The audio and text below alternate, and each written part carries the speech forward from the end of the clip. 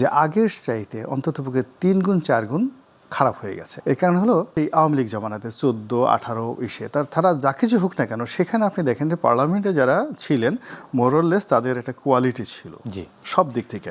আপনি সেটার সঙ্গে যদি রেশিও ধরেন, এই বছরে যদি আপনি প্রার্থী তালিকা দেখেন, তাহলে আপনি দেখবেন 2009 সালে আমরা যখন প্রার্থী ছিলাম, আমাদের কথা বাদ, তার মানে হচ্ছে আওয়ামী লীগের যে পার্লামেন্ট ছিল সেই পার্লামেন্টে কিছুটা কোয়ালিটি ছিল আপনি বলতে চাচ্ছেন। মানে এখন যেভাবে সম্ভাব্য যেটা তার সাথে অনেক ভালো কোয়ালিটি ছিল। আমাদের দেশে যখন যে নির্বাচনী বিধি ব্যবস্থা, কোনো একটা নির্বাচন 1 কোটি টাকার নিচে হবে না। আর অনেক অনেক এলাকা আছে নোয়াখালীর মতো জায়গাতে, সেখানে মিনিমাম 10 কোটি টাকা থেকে 20, 25, 50 কোটি টাকা পর্যন্ত খরচ হয়ে যায়। এটা ডিপেন্ড যে প্রতিদ্বন্দ্বী প্রার্থী সে কতটা ধনী। এখন এটা নির্বাচন কমিশনকে অ্যাসুর করতে হবে যে এই যে সে যেন অবাধে টাকা খরচ করতে পারে এবং তার সেই টাকাটা থাকতে হবে।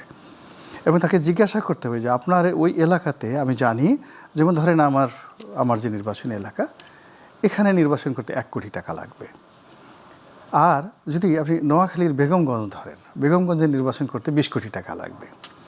এখন যিনি প্রার্থী হবেন তাকে প্রথমে জিজ্ঞেস করতে হবে যে আপনি 20 কোটি টাকা কোথায় পেলেন, আপনি এটা খরচ করলেন, উনি যেটা বললেন যে আপনি যেটা খরচ করলেন, এই 20 কোটি টাকা কেন আপনি খরচ করবেন, এবং এই টাকাটা আপনি রিটার্ন নেবেন কিভাবে, এবং আপনার যে 20 কোটি টাকা আছে এটার আপনি আমাকে দেখান।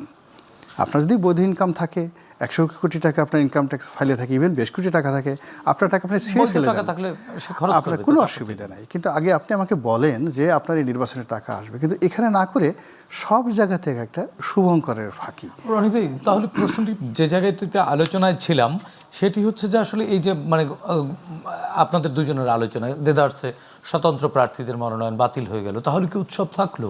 এতে করে কি ভোটের মাঠে কোনো প্রভাব পড়বে? মানে মূলত হলো কি, আসলে যেই লাউ সেই কদু। আগে যেভাবে এই যে রাজনীতির নামে চাঁদাবাজি, মনোনয়ন বিক্রি, দুর্নীতিবাজদের উল্লাস নৃত্য, মন্দ এবং বাজে লোকদের হাতে রাষ্ট্রীয় কাঠামো এবং রাজনীতি চলে যাওয়া, এইবারের এই এত বড় বিপ্লবের পরে আমরা আশা করেছিলাম কিছুটা হলেও পরিবর্তন হবে, কিন্তু অবস্থা হলো যে আগের চাইতে অন্ততপক্ষে 3 গুণ 4 গুণ খারাপ হয়ে গেছে। এর কারণ হলো সেই আওয়ামী লীগ জমানাতে 14, 18 ইসে তারা যা কিছু হোক না কেন, সেখানে আপনি দেখেন যে পার্লামেন্টে যারা ছিলেন মোরলেস তাদের একটা কোয়ালিটি ছিল সব দিক থেকে।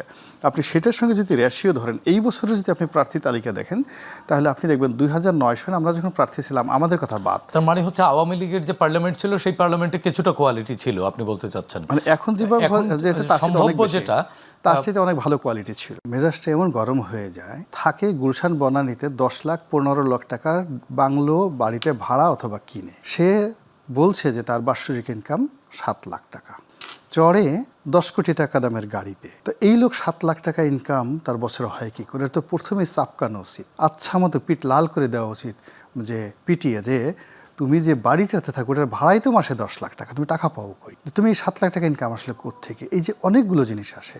আবার একজন লোক সরকারি একটা চাকরি করত, তো সরকারি একটা চাকরি করত কি ছিল, একজন টিওনো পর্যায়ের কর্মকর্তা ছিল। এরপর হঠাৎ করে এমপি হয়ে গেল। এমপি হওয়ার পরে বিরাট একটা সময় জেলে ছিল। এখন দেখা গেল সেই সমস্ত লোকের বছরে 10 কোটি টাকা ইনকাম। আমাদের প্রশ্ন যে এই 10 কোটি টাকা তুমি মাসে ইনকাম আসলো কোত্থেকে? তোমার তো বাপের কিছু ছিল না, your father was A poor man. তুমি জীবনের শুরু করছো একটা টিওনোর মানে এসিল্যান্ডের চাকরি দিয়ে, তারপর তুমি এই কয় বছর 2 বছর বা 3 বছর তুমি মেম্বার অফ পার্লামেন্ট ছিল, তোমার এই টাকা হলো কোত্থেকে? আবার মানে এখানে এক গ্রুপ বলছে আমার টাকা আছে, আর এক গ্রুপ বলছে টাকা নাই। এরকম ভণ্ডদের দিয়ে তো আসলে রাজনীতি হবে না। তো আমার কাছে মনে হচ্ছে যে এবার যারা একটা বিষয়কে নির্বাচন করতে যাচ্ছে, তাদের প্রথমে উচিত ছিল এই স্বতন্ত্র প্রার্থীদের জন্য দরজা উন্মুক্ত করে দেওয়ার ক্ষেত্রে প্রথমত বলা যে এই 1% দরকার নেই, এবং এখানে ভালো মানুষদের জন্য কিছু ইনসেন্টিভ দরকার ছিল। যেমন দেখা গেল যে একজন মানুষ 30 বছর সে ইনকাম ট্যাক্স দিচ্ছে।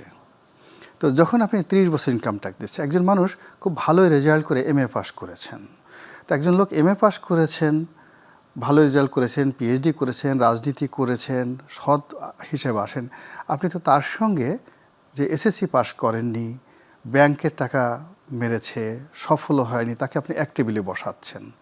এটা একটা বৈষম্য হয়ে গেল না? তো এখন এই যে বৈষম্য হয়ে গেল, ফলে আমি মনে করি যে আমাদের যে পার্লামেন্ট নির্বাচন যারা জনগণকে রিপ্রেজেন্ট করবে, যাদের আইডেন্টিটিতে সারা দেশ পরিচিত হবে, দেশ এবং দেশের বাইরে, যারা রেড পাসপোর্ট পাবে, যারা মৃত্যু পর্যন্ত একজন এমপি মেম্বার অফ পার্লামেন্ট ধরে নেওয়া হয় যে তিনি মন্ত্রী এবং প্রধানমন্ত্রী এরা সমগোত্রীয় সমপর্যায়ের। তো এমন একজন মানুষ যে কিনা রাষ্ট্রে থাকবেন এবং তার মৃত্যুর পূর্বক্ষণ পর্যন্ত তিনি ভিআইপি হিসেবে গুরুত্বপূর্ণ ব্যক্তি হিসেবে থাকবেন। তা আমরা তো লেদু গেদু ধলা ভণ্ড প্রতারক চোর স্যাসর এই সমস্ত লোকদেরকে আমাদের প্রতিনিধি বানাতে পারি না। এই যে একজন লোক দেখা গেল যে আফসোস করতেছে যে আমি ঋণ খেলাফি, আমি এটা হচ্ছে, আরে বাবা তুমি নিজে যেখানে একটা ব্যবসা চালাতে পারোনি, ব্যাংক থেকে টাকা নিয়ে টাকাটা ঠিক মতো ফেরত দিতে পারোনি, তো সেখানে তুমি 5 লাখ লোকের রিপ্রেজেন্টেশন করবা, তাদের অভাব অভিযোগ তুমি করবে। একটা এলাকাতে 5,000 কোটি টাকার বছরে যদি 4-5 বছরে কাজ হয়, তো এই টাকার দিকে তো তোমার লোভ চলে যাবে, লালসা চলে যাবে। এই লালসা থেকে তুমি কিভাবে মুক্ত হবে?